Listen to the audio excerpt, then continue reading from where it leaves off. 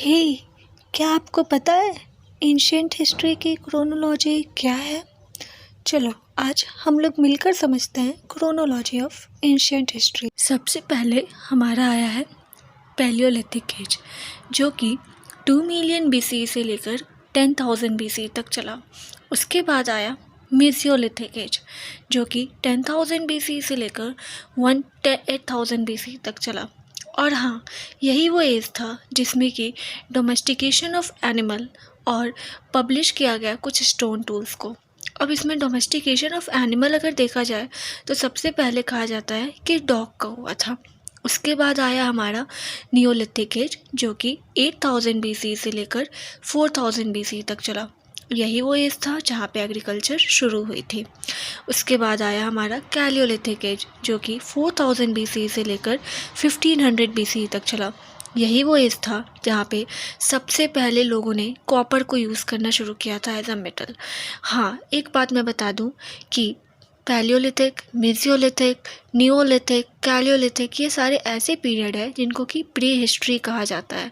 यहाँ पे कहा जाता है कि किसी भी तरह के लिखने की कला को नहीं जाना गया था, इसीलिए इसे प्री हिस्ट्री पीरियड कहा जाता है।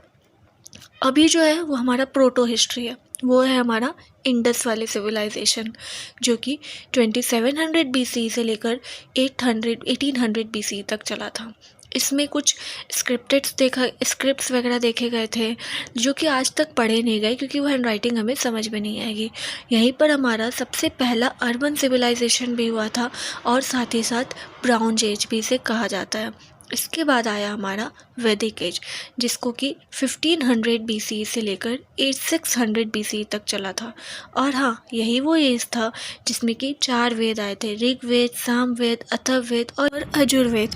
और हाँ, ये भी कहा जाता है कि हमारी एक्चुअल हिस्ट्री जो है वो यहीं से शुरू हुई है, जो कि है वैदिक एज।